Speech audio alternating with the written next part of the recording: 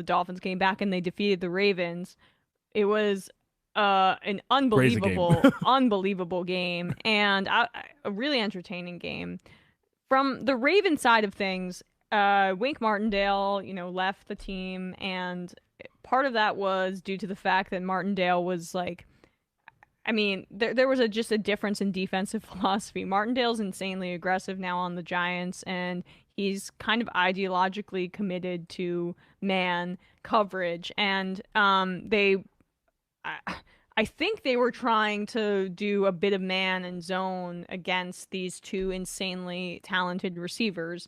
But whatever they did was not working because Tyreek Hill was broke open multiple times, wide open, on two touchdowns, nearly 200 yards, and There were a few from like scrimmage. there were a few like two of the touchdowns. I can't tell. I can't remember if it was both Hill and Waddle or two or Tyre. I don't remember exactly the breakdown. Two of them were from like incredibly busted coverage by the Ravens. Like Patrick Queen, who is not who should not be dropping into coverage so much, as well as Kyle Hamilton, who's in his second game. So I understand. Like, and Chuck Clark as well, who is a pretty veteran safety. A few of them, they just got absolutely burned And by Tyreek Hill and Jalen Waddle. it's How a can you not? mismatch because one, they're the two. I mean, it's clear who the top two receiver duos in the NFL are, in my And two opinion. of like the and two and not only and also top two like fastest skill position guys potentially. Yeah, no, I mean, it's like I before the season said Jamar Chase and T Higgins, but I think I'm going to amend it.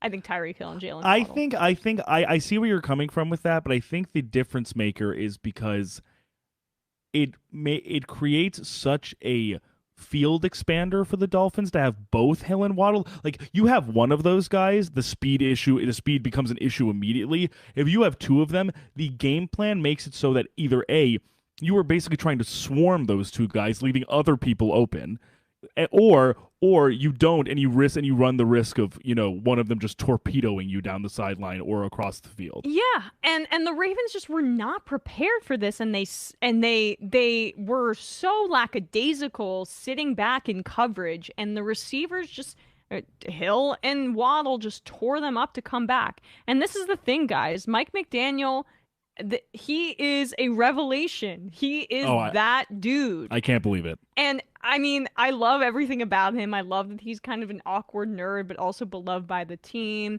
I love the way that the plays are designed. It is a perfect fit for the skill set right now of Tua Tagovailoa because Tua has good accuracy on these short throws. And if you just throw it to Tyreek, Waddle, they can go the house. Okay, to the question that does this vindicate Tua and do I think he's going to be the quarterback of the future? No, I'm sorry, guys. It's one game, and I don't overreact to one game. I use the preponderance of evidence in front of me. Tyreek Hill had to come back to catch the ball on one of those touchdowns. It was because of Tyreek Hill's speed that was a touchdown and his skill as a receiver.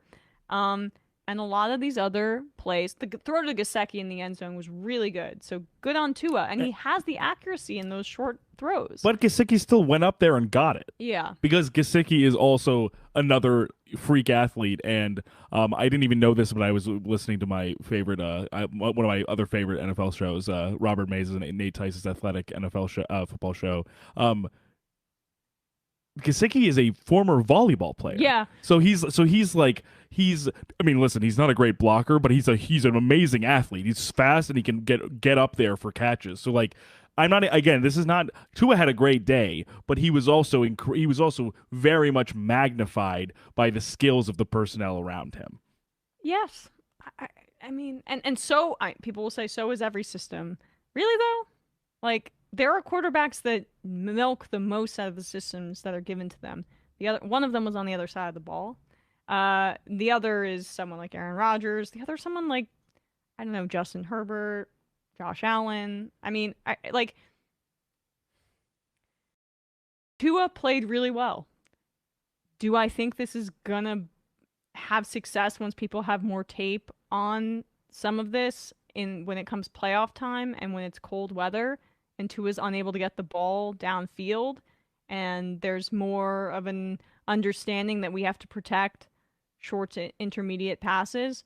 Like, I don't have faith that that's the case But with him as also, quarterback. but No. also, let me posit this as well. And I'm not comparing these two quarterbacks. I'm just saying that there is precedent for some quarterbacks, their game being elevated and magnified and augmented by one, a coach that appeals to their strengths and maximizes those strengths and doesn't try to put their philosophy onto them, Yeah. tries to fit them within put, map their philosophy onto them, but not where it's overbearing to the point where it's a square peg in a round hole. And two, maximize those skills of that quarterback with the talent around him. And the person who did this before with way more unheralded quarterback was Mike McDaniel's former boss, Kyle Shanahan, where With Nick Jimmy G. and not only with Jimmy Garoppolo, with Nick Mullins when the Yes. 49ers were in a huge they had a huge issue because not only was I think Jimmy out, but then CJ Beathard, their other backup, was out, so Nick Mullins had to come into the game and literally posted the highest or one of the highest passer ratings of all time Yeah. in NFL history. And right, For- and this for- is the system, guys. This is why these people are brilliant. The minds from the Shanahan tree, and Ayuk and Debo Samuel are not as good of a duo as what we see with Tyreek Hill and Jalen Waddle. The two of those guys are perfecting some of that system where these guys are coming out of the backfield and doing these sweeps, and then you'll get the occasional deep shot. The scheme for that is tailored for these receivers and the quarterback. And you can 100% win with Tua. I like Tua as the person. I'm happy that they're having success. Do I think they would be more dangerous if, say, Lamar Jackson doesn't sign a long-term deal Yeah. with the Baltimore Ravens and decides to go down to Florida where he used to live and grew up? Yeah, I'm probably taking the guy on the other side of the field over Tua, most likely in that situation. Are you being honest, Tuanon, and you're saying that you wouldn't take Lamar Jackson? Lamar Jackson, I know they lost. He played so well. He still played so well. God, I will defend this dude to That 57-yard the run? end of time. It wasn't even. It was over 70 yards. Oh, it was and it was over 70. Before that, he wasn't even running. He was standing in the pocket, throwing dimes, Great passes, dicing yeah, them up in the absolutely. pocket. And the Greg Roman system is not good passing wise, like in terms of the schemes. It's like that not they- really built for that. I feel like, right? It's more of and a and contrast it to the way that it's set up by Mike McDaniel, Right. where it's like, okay, this is really quarterback friendly.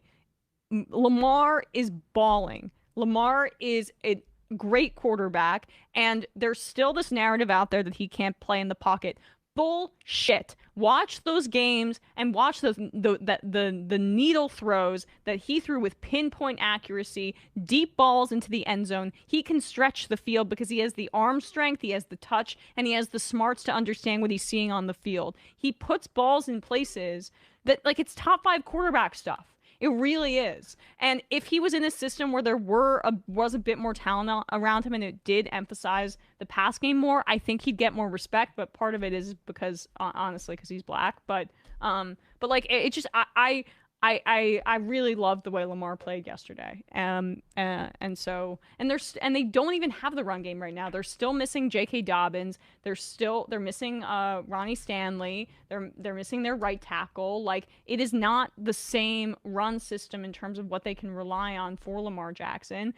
Lamar put the passing game on his back, and he drove. He created a big lead, and then it was the Ravens' defense's fault, in my opinion. and another example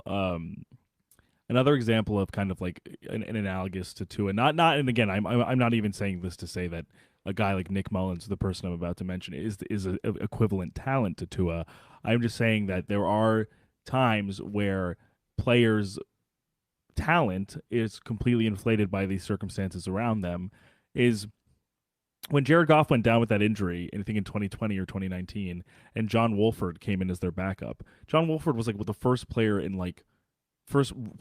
his rookie start to like throw for over 250 yards and rush for 70 or 80 or something like that. John Wolford is not like a dual threat quarterback. He's not somebody that is going to be starting for any team. Yep. But Sean McVay knew how to maximize this guy's relatively limited skill set, and it paid dividends for one game. I think that I don't even think necessarily that Tua won't be starting next year for a team. I still think I actually do think he's good enough to be either a bridge starter or a low level starter for another team that needs a quarterback. I just think ownership, the front office, and Mike McDaniel himself will see what he has with that team in Miami and can understand what will be unlocked with a better quarterback. You guys are in a great position, Dolphins fans. You are going to be winning with Tua right now, but my advice and my if I were a Dolphins fan would be to set your sights on a uh free agent quarterback acquisition or a trade for Lamar Jackson if he's tagged next year because he seems like, I saw he liked that picture of him in the Dolphins uniform. And I'd be sad to see him leave the Ravens because I love the Ravens and I referred to them as my AFC mistress before. I root for them. I love the way they do business. But man, the Ravens, I mean the Dolphins roster on the whole is better than the Ravens right now. And they have a top 5 roster in the NFL. And to have Lamar Jackson on their team, I mean, I'm thinking you should be thinking Super Bowl right away if that's the case. But I don't even know they don't have their first round pick from that tampering situation Yep. Oh next yeah. year, so that might make Yeah. things Yeah. difficult if they want to tag and trade. But yeah, big Lamar Jackson fan over here.